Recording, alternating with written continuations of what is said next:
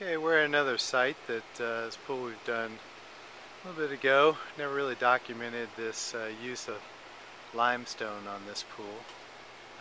A lot of times people want to use the moss boulders for more of a natural look. This house was all in limestone, so that's how we really wanted to try to use limestone slabs to do the steps and the water features and so forth. So we were able to get some big looters, roughbacks, to be able to create the water feature and the step pads across here. This was an incredibly challenging site. We had about 55 foot of fall from the curb down to the lake level. See the negative edge that we have down below. Doing a little drainage work down there where the fencing is, but so we have about 55 foot friction piers underneath this. This Los Colinas type clay soil. The deck is all laid on pea gravel, so we allow the water to kind of pass through. Every once in a while we have to reset some of the pieces of the stone, but instead of engineering the whole pool deck, we were able to get this thickened Pennsylvania bluestone in a running bond pattern. You can see a little bit closer here. You can see the pattern that we have. Kind of get back into the shaded areas. You can see kind of the specialty pattern that we had cut. A little bridge that we created. This is the spa feature over here.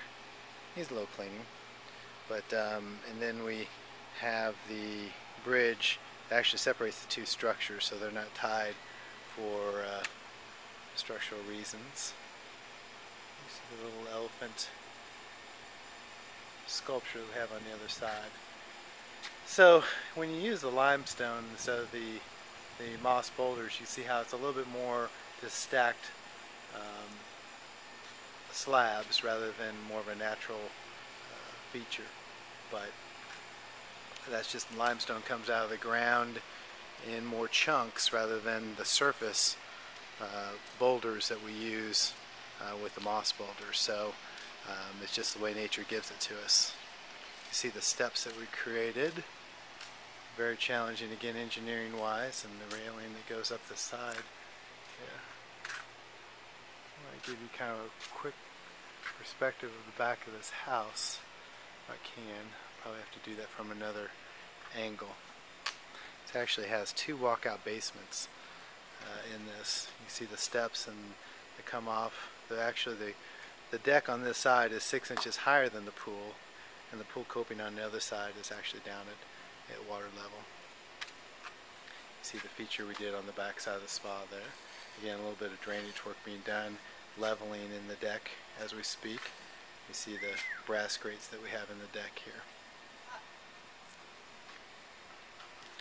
Here where we have the elephant sculpture and the step pads going across the pool.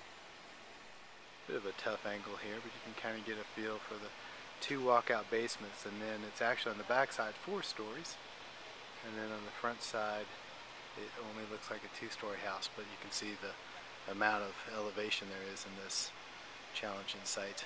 You can see here where we have the step pads kind of walking through the side yard, and the river rock for drainage purposes.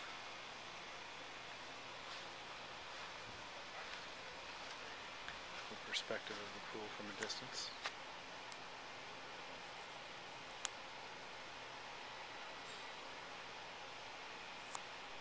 Look up here at the steps. Something I want to show is this limestone. When you use roughbacks, you're getting these out of the quarry. It's a very, very rough. You can get a variation. Here's a really rough stone with lots of coarseness to it, holes, just a natural edge of a block of limestone. Then right next to it you can see how smooth this block is. So sometimes when you're trying to use big slabs of the looters or roughbacks on the end of and to get really large pieces for this, and where we are using them on the water feature over here, you don't have the real smooth pieces of limestone. So if you need to match your expectations with finishes with the actual materials that you're trying to to use. Obviously we okayed this by the homeowner before we used it, and they really wanted to have the look of the limestone steps, no risers and treads. We're able to put this over some compacted fill and not have to do the concrete and the stonework of creating treads and risers over concrete. Just use the big slab to be able to do both, or to represent them. A little bit of perspective from up on the first balcony looking down on the negative edge. And the flow of the pool, and again we have that bridge that makes it look like we actually have a little waterfall under the bridge. Makes it look like water flows from one body of water to the other. The actual body of the spa is 6 inches higher than the pool, and when the water is going, that water flows underneath the bridge. But yet, structurally, they're not tied together.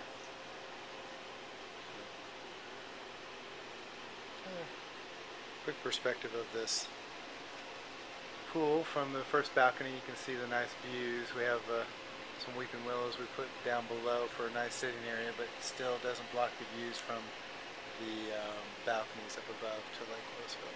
So, another beautiful property.